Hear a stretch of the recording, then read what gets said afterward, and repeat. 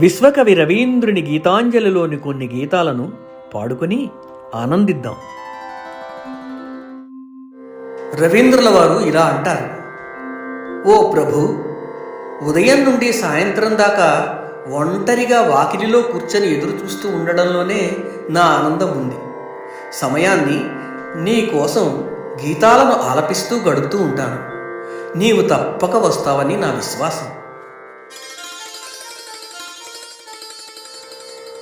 వెలుగు నీడల హేలను తొలగరించు వాన చినుకుల వీక్షింప లోనహాయి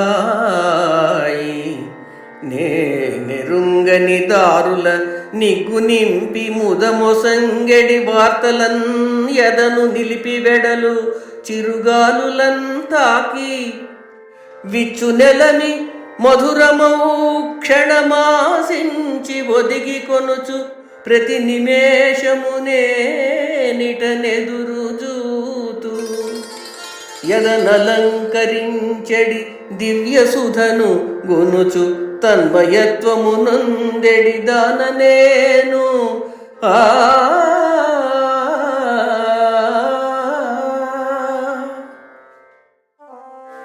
ప్రభువు రావడం ఖచ్చితంగా జరుగుతుంది. ఆయన అడుగులు నిశ్శబ్దంగా ఉంటాయి. ఎండైనా వానైనా ప్రతి యుగంలోనూ, ప్రతిరోజు, ప్రతి రాత్రి, ప్రతి క్షణంలోనూ ఆయన వస్తూనే ఉంటారు. ఈ సత్యాన్ని నా గీతాలు ప్రతిబింబిస్తూ ఉంటాయి. నేను బాధలో ఉన్నప్పుడు నా హృదయాన్ని తాకే ఆయన పాదస్పర్శ నాలో సంతోషాన్ని ఉదయింపజేస్తుంది అని అంటారు టాగోర్. వినగనైతివ చరణాల విరియు స్వరము ఎల్లవేళల నరుదెంచు నిచటి కతడు మనసు నందున వ్యధబీడ మాన్యుడతని పాట పాడుచు స్తుతించవచ్చునతడే పరగి వాసంత వేళలన్ వచ్చునతడే వర్షరాగము తొలుకుచు వచ్చునతడే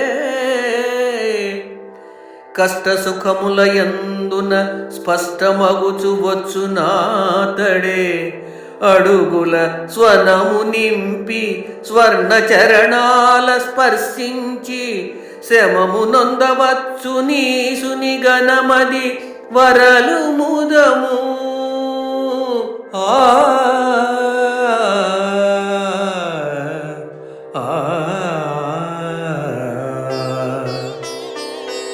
మరికొన్ని గీతాలను తర్వాతి ఎపిసోడ్లో పాడుకుందాం. నమస్తే.